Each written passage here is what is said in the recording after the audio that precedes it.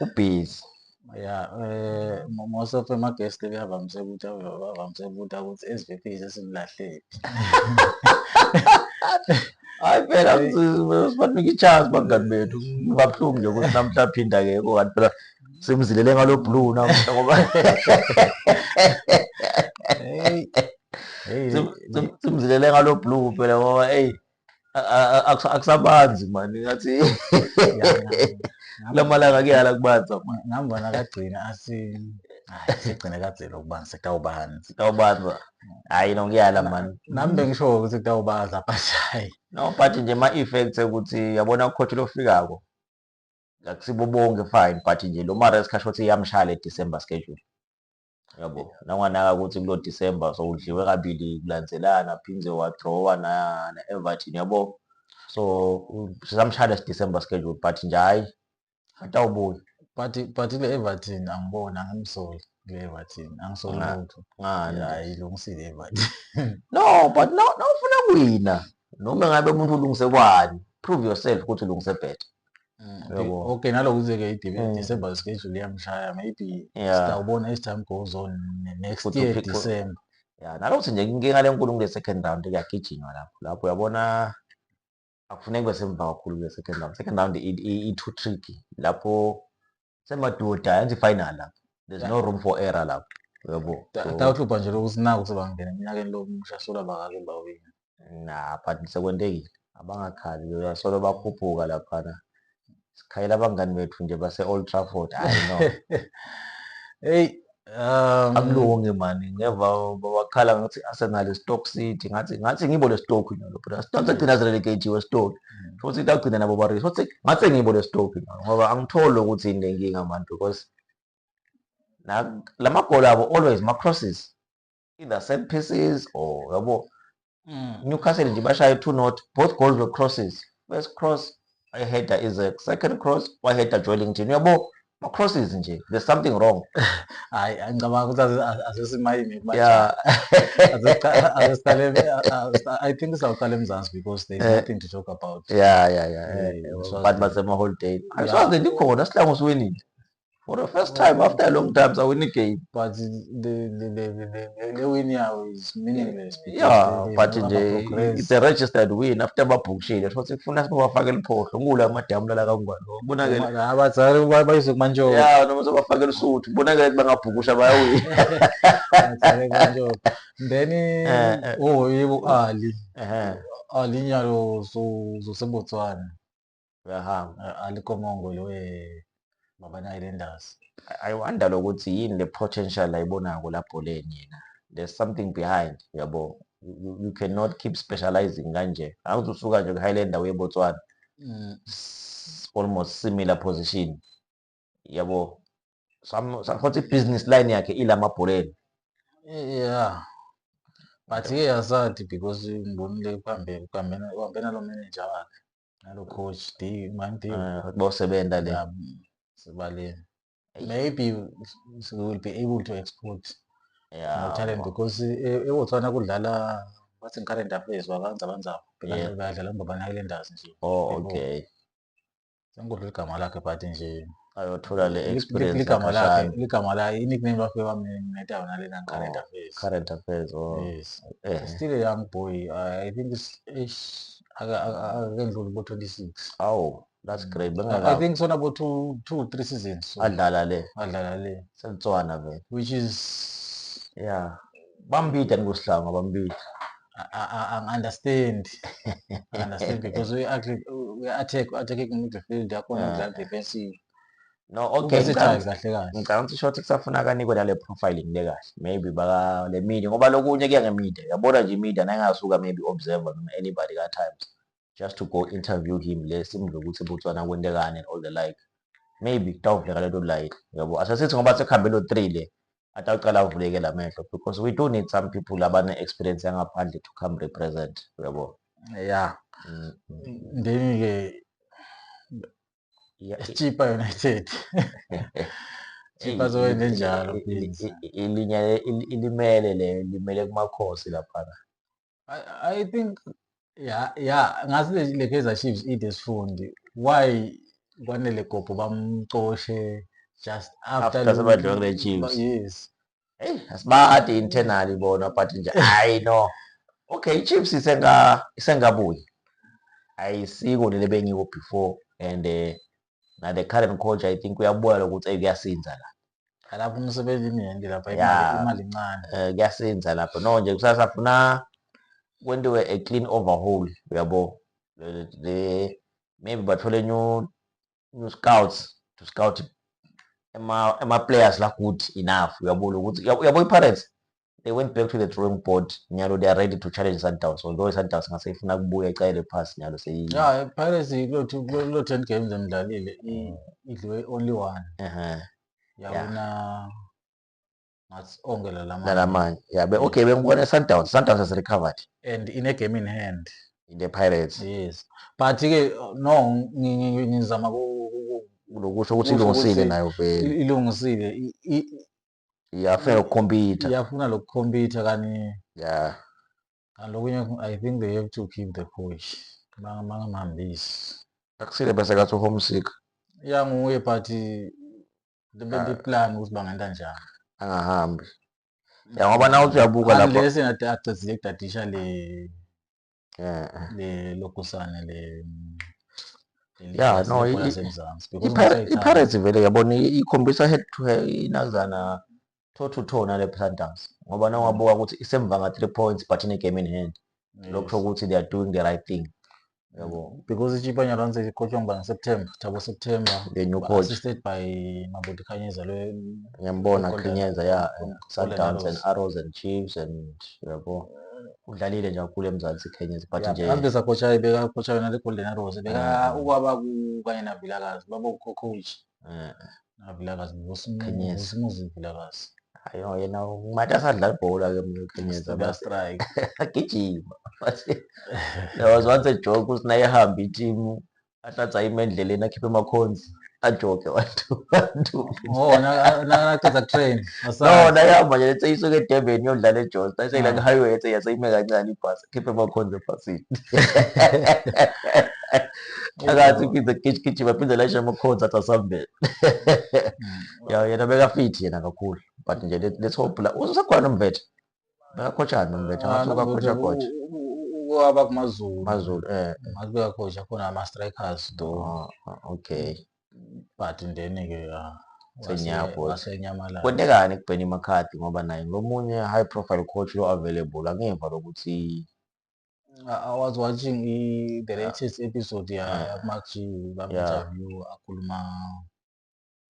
akhuluma nje career yakhe and then waphika washo ukuthi he was so close ujoin iKaizer Chiefs kwase kwana talks then boom Kaizer Chiefs ekhashela omnye coach Chiefs but nyalo uthi there are talks la now with some teams maybe Scotland okay na MLS mozilla okay ngiyabona I feel like McCarthy ngathini uyabe ngama uyabo uyabe sinza la team yabo yena angeta with good intentions and everything but banako ukuthi McCarthy uyabo like bathi Benny wasinaka sadlala ibhola he had this bad boy yabo image kuye uyabo ukuthi ngathi unenkinga yakhe nje personally at the same time he was delivering uyabo yeah nalokunye because ngambona ku Cape Town City okay he was calling the shots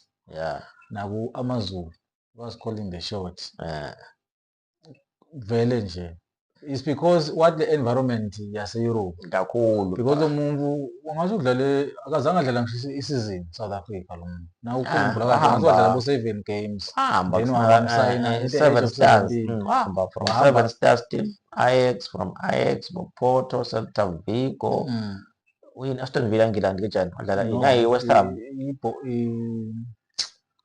something Rovers so yebo cala Blackburn wasasa West Ham Blackburn Rovers ngiyakhumbula lo that is why he was competing for the golden boot wagcina ngathaba number 2 or 3 behind Drogba yes because he was closer join Manchester United but waso decide ukuthi do join Chelsea ngase coach Mourinho azibe amcoach ePorto oh yeah unfortunately Rovers yala yena kwala kanye but nje wadlala nobuka wathi wadlala kuPorto wawina iChampions League yabo And it wasn't like the Champions League winner as a squad member. No, when I watched, Who was an important man? I watched the game, Manchester United versus the semi-final.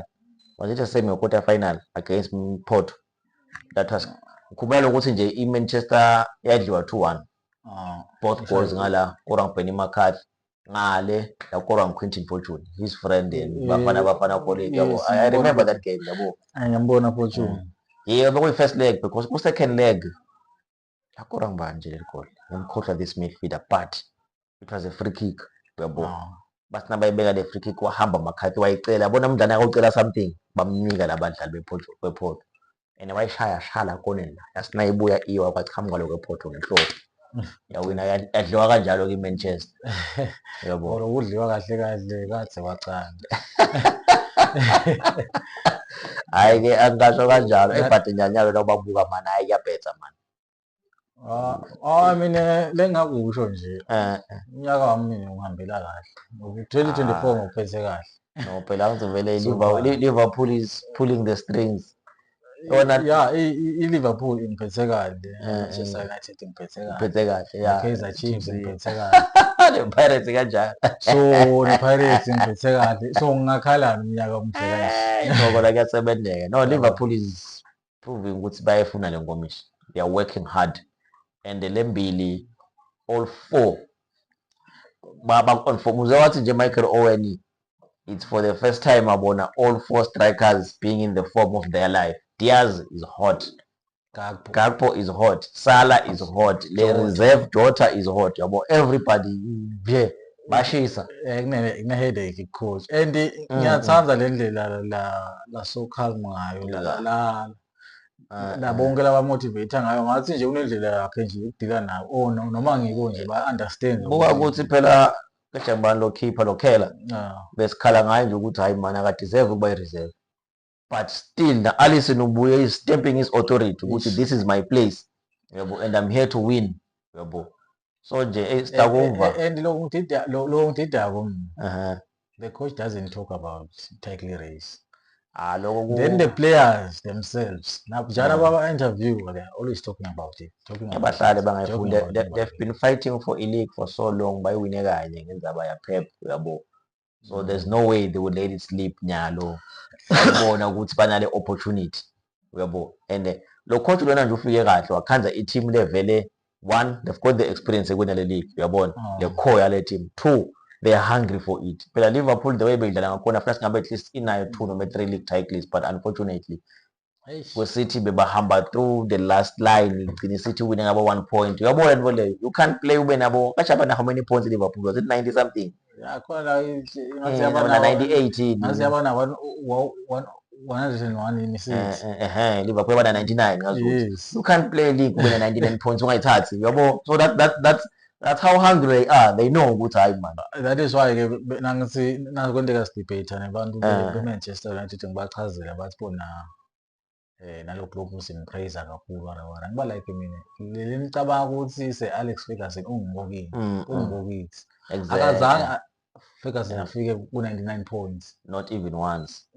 Ungafika ku-99 points something else usukushaye everybody vele league usukuyithethe lapho manje Ferguson bebayina ngabo 76 82 manje they don't understand now ukuthi naba praise lo wabo ba right but ngoba phela at the end of the day kuba eventual winner doesn't mean ukuthi vele you are the best ngoba you can take Inaxana for instance. Spain, they've had great players, David Villa, Iniesta, Xavi, Torres, Bolando. The greatest Spanish player ever, Rodri. So we need no, now we taking his cuts so we're saying, the cuts you get a mama, you get a total won't. That is why against Liverpool, that's quite the Liverpool. Aye. Best kitchen. People like Bo Pinda, like his guest on the show. Yes. Somehow they try find a way to appraise the club. Somehow, actually, I was Velato nje ibhola yalo mjitelo yangayithanda. No, nami because no, that guy is a winner. Nalokuthi uyawakhe ema-team. Angizibonile nje labanye besiphikisana nabo social media. Bakhala ngama-expenditures. Ngithi you cannot say Klopp was spending much when it took him to sell his best player Coutinho uza khona for Van Dijk ne-Alisson yabo. But you will go to Pep for him to get Haaland nabo Mahrez, angeke athengise Kevin De Bruyne. Ugijima futhi akuzithopa phakubo bakhona laba hamba la exactly yabo. That's the difference. Uyabona ukuthi iLiverpool was known ukuthi Coutinho yena core just 10 vele beka deliver naye, but they had to sell him for ukuthi bakhona ukuthenga labanye abadlali. So that yabo ngeva nje abantu bathi hawu Mose Klopp asena akayoza athenga abadlali abadulile eNgilani. Uthi mina no, at this point in time it called for that because wasebenzisa ibudget. Exactly. Yena azange ayithi mina ngathi imali awuthenga umdlali. No, uthengise la wahamba walanza those two guys. And nawubuka lapha bekungasi kuthenga pheze. Labadlali laba bese bathengeka kakhulu because goalkeeper bekathengeka kakhulu after le issue yabona kuzana na Virgil bekathengeka kakhulu. Vele nje Liverpool bekwathi isinqembo le nto Arsenal nya ukuthi Liverpool beyibonakala ishoda nga goalkeeper ne defend wakuthenga Klopp. Nayi Arsenal yabonakala ishoda nge strike. Hayi Nkosi yami. Phela phinda washo wathi hayi Nkosi yami manga bangathi 120 Nkosi yami le striker lo hayi khona. Take him and put him lapha embili kule team. Kuku Arsenal ucheap umlolo kule tidzingo tale team ka vele we need nyalo ke sine challenge striker, sine challenge sisu. Understand nje midfield ukuthi indawo maybe the team itawubuya recover nyalo sekulimele sakhe yabo. After a long time ngibone i-celebration ya Phillips.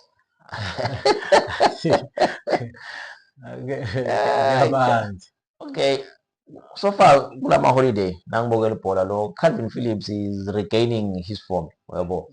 I watched the game Ipswich versus Arsenal. He was bossing the midfield. It's a pity they lost Ipswich, of which it was good for us as Arsenal, but in terms of neutral people watching the game, no, Calvin Phillips was bossing the midfield yabo. He was all over yabo. So nje le win yabo against Chelsea na he heard ukuthi abamukarishe ukuthi hayi no more cold, but nje he's rediscovering his form lo mchita yabo. So yabuyela uba ngilo Calvin Phillips waka Leeds yabo. Hayi lo beka kusithi hayi kucha indlela nyabuyeka indlela West Ham mos lebe bamlonishe khona hayi West Ham nyalo he's gaining his form. Uyabonakala ukuthi uyajima kahle, so uyaqala uyakhululeka.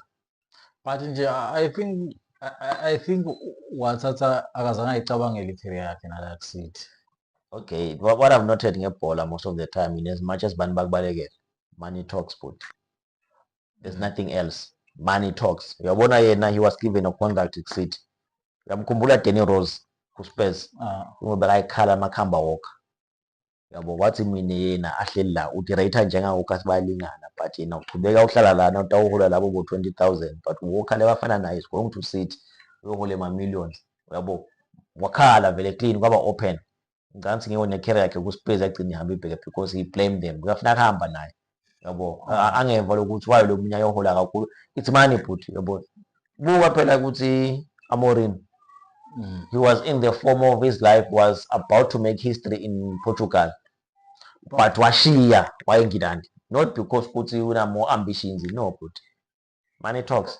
But nje umbani lo ngali Premier League le coach ya Premier League. No, depending ukuthi uproject le kanjani yabo. If it wasn't for money ngabe yabo yona Premier League ibashangala ama pounds, they pay yabo. They pay. Buka the way labo coach labakhulu sebeta ngawo Unai Emery. But Amorim nje sibeka vela ifuna Manchester United because Liverpool why reject West Ham reject. Ukuthi le project ye Manchester wayibona ngazo ukuthi imbola ngayithatha on. Yeah, more appealing and uyathusa ngayo. Manje ngukhuni man yalo. Then uyabo ngibani lo mphathi wabo Ineos. Ngibani Ratcliffe. I know. Those guys are taking the team down. You cannot make background staff even unhappy then expect a results abe fine ngempilo. I understand le nanga yabo ukuthi le human resource batayenda njani ukuthi be happy. Too much saving. Too much. You cannot cut ema bonuses. I mean, if you cut ema bonuses backroom staff, the people who clean ema lockers, number one, those guys batawuthi dodge lento. Uyabona? Asekube kusele nje ukuthi kanti bize vele lo msebenzi emnyeni. Phela. Uyabo. And they will cut in the money retex. But honestly speaking, it's too much saving from the guy. Unnecessary saving. nawuva ukuthi i-FA Cup baya finally wavala ama-benefits alama-backroom staff ale-FA Cup uyabo, to the extent Captain Bruno Fernandes opted to pay for them but still warefuse uyabo, labantu vele ubaqinzetela uyabo khombisa sikuphethe mina warefuse ukuthi ambanete yeah phela he refused uyabo. Bruno wanted to pay out that wala yena uyabo, so walelani ngiyo yonke usho ukuthi uyaqinzetela uyabo, so kuthethe kancane lento yakhe. Now keep us Alex Ferguson uyabo, kuma-beneficiaries team keep ambeka ngale Alex Ferguson but lapho sevangazi ukuthi hayi but lapho-ke hayi no but ngiva ngathi mina he's destroying the culture of the team uyabona.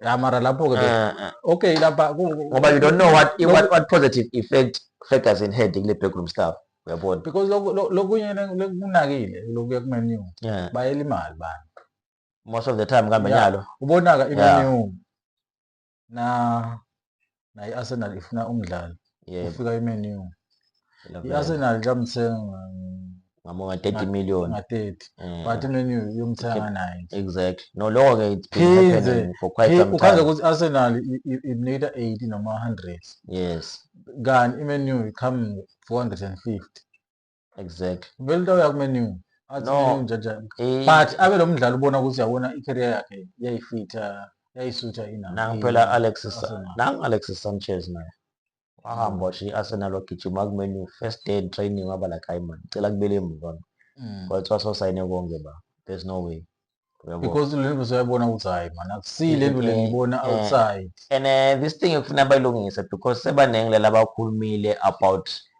internal and external yabo, bona khulumile Ronaldo ukuthi bamsola kakhulu nawo sebaqala babuye na Mourinho wahamba khulumile na Zlatan wahamba khulumile sebevonga ukuthi they are egocentric no bakhuluma leqiniso yabo. Kuna issue bengifuna siyibuke la kwendekani Barcelona lo mfana ngathi bamlimata lo Olmo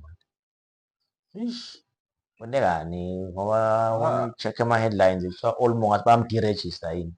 Yes nalo ngibanga singodlelo lo by 2 years but nje le more focus kulona lo lo wena dlala kahle more yabo.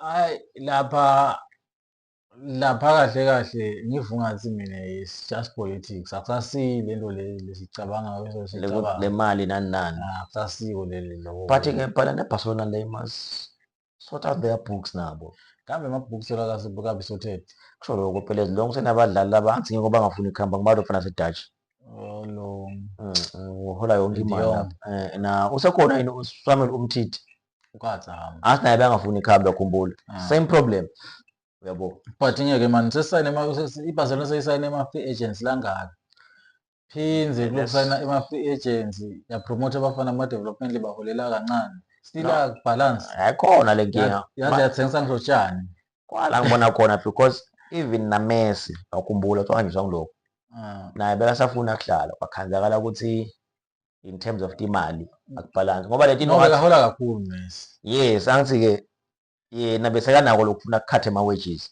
but ungathi bese whatever administrative issues bekangasavumi ukuthi nje abe within Barcelona Messi kule pay scale yakhe nale mali labanayo Barcelona uyabo.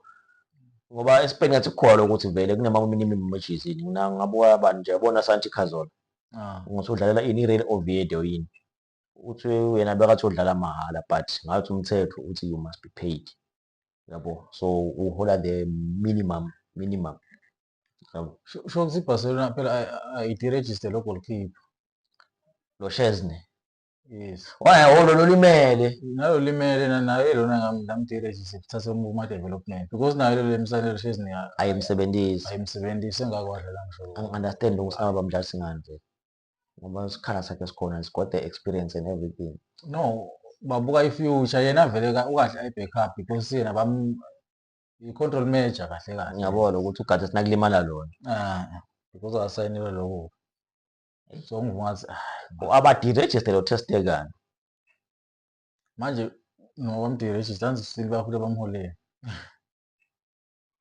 bona inkinga so lapha ngibabathe ngiyalalela le nkinga akusiyo le mali nawulalela kahle ngithi incwadi at balance because uba nale tone yala La Liga president ihashi Barcelona compared to other teams. Yes angiseva ukuthi okay yena kuyathiwa ukuthi uyi-Madrid Okay. but naso position phela salonela Ube neutral yabo. 2 nakungaya ukuthi sekude nje eBarcelona. Yeah, La Liga iyawa yona. Ngibalo ongakabukeli La Liga. Ekude vele. Ngeke sibukele Madrid kuphela man. Because ungafaka usikhokhela eMadrid. Nawe ngoba nale Athletic sengabi that much of i-Athletic inzaba yabo ilokuzana Simeone. Ayikho nje kanjani. No, but uyadlalisa lo kwaSimeone.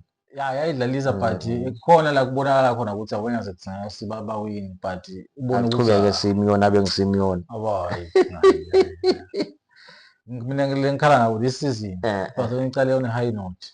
Yeah. Yaqala. Yena-ke futhi yaqhubeka acokelela. Yehla iBarcelona. iMadrid vele beyivele ingekho nje Iqale flat, but iyabuya nya. Ukuthi nayo iMadrid ibuyile. Yena nayo uyaqala uyadlala.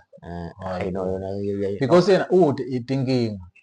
iBarcelona siyadinkinga. Yeah, and bamthengele na Alvarez striker. Lo Bamthengele na le defender le jangibani beyidlala ku Spain defense. Ngiyamkhohlwa man. Phela wathenga striker wathenga defender lo muntu. Wasana midfielder lo balaka weshe. Lapho ke bese akagcwalisa nje. But umdlalo wakhe. Yeah, lihlobo lakhe vele. Uhlobo lakhe because futhi ngivangathi mina usayine the right player yakhe vele kuyamsutha vele kule mvula yendaba enakala kamna awasephi lokuthi ayele akathola i-change no nalokuthi uyodlala le bhola yakhe lapha ku-Athletic. Yes, nalokuthi badlala ba-explore badlali base-England baqhube baye kuma-leagues lamanye. Silabo inkinga yabo bahlala kakhulu locally abahambahambi. Kanti lo ma-teams ncombe kuyacala kuyayehla le ncoma. No, athi badlali base-England vele inkinga yabo iyatiwa nokuthi ba more comfortable ekhaya yabo. Yeah. So naye i-Arsenal idlala ne-Brentford. Kulukhuni lapho. In a new year. Kulukhuni lapho. 2025. Lo mnyaka angivanga ukuthi ngiyayibukela ngende nje. Ngibone ngathi master Brentford good. Yeah, vele. Brentford nice. My point there now, Brentford wathethe ekhaya and idlala ekhaya. Brentford they are the number 2 team in England. Nakhona nge-goal difference. Exactly. Otherwise number 1. I-home form yase-England the two most on form team nakasekhaya England, i-Brentford ne-Liverpool. They both have 22 points in 9 games at home. The only difference between Liverpool and Brentford nabasekhaya goal difference. Then away. Brentford ngathi number 2 emsteni. Ina only 2 points. But iyadliwa away but nice ekhaya. Kodwa. And yena athetha kulamalanga ubona ukuthi okay Arsenal nayo away iyadlala nayo uyabo inawo lama moments ayo nakanaka nje kahle ukuthi some of my biggest moments ayo nje ku league when they are away especially last season nadise nawana kahle phela lonyaka badlalile ne-Chelsea away abakadliwe, badlalile ne-City away abakadliwe, badlalile ne-Spurs babuye nawo onke amaphoyinti uyabo. Liverpool badlala beyisekhaya Arsenal Liverpool. Yeah, it's only that beyinalama cripplings awe lamaningi and yazibisa buhlungu as fans ukuthi i-Liverpool ifika isikhanza siyagula but we are able to take it on. Next thing nasekulima defender yenye continue playing your game phela. Ayiseyesabi Arsenal seyemu yathi Liverpool bahlanya kanti lapha yabuya ngemali. They almost won even the game uyabo. Kwangedwa some beyitawina vele Liverpool uyabo ngoba Arsenal bese isaba kwasayona nje uma ngase kwende njani uyabo. But nje sitawuva khona ukuthi kwendekani versus Brentford. Okay, the only advantage Arsenal, they gave them enough time to rest yabo. Ngivunga ukuthi somewhere somehow to the other teams ikhona le unfairness yabo. Arsenal iphumule kakhulu phela, khumbula ukuthi nge-Boxing Day ayidlala ngadlala late. Ayidlala nalabanye iphokuphumula nje idlale emva yabo. Nge-weekend ziyabuya lapho Liverpool versus Manchester United. ama-predictions akho lapho ngivanga ukuthi batayishaya utayiphindela 7 liviki wabona 7 walwamnyaka wabofemini uyabuya 7 days emalini.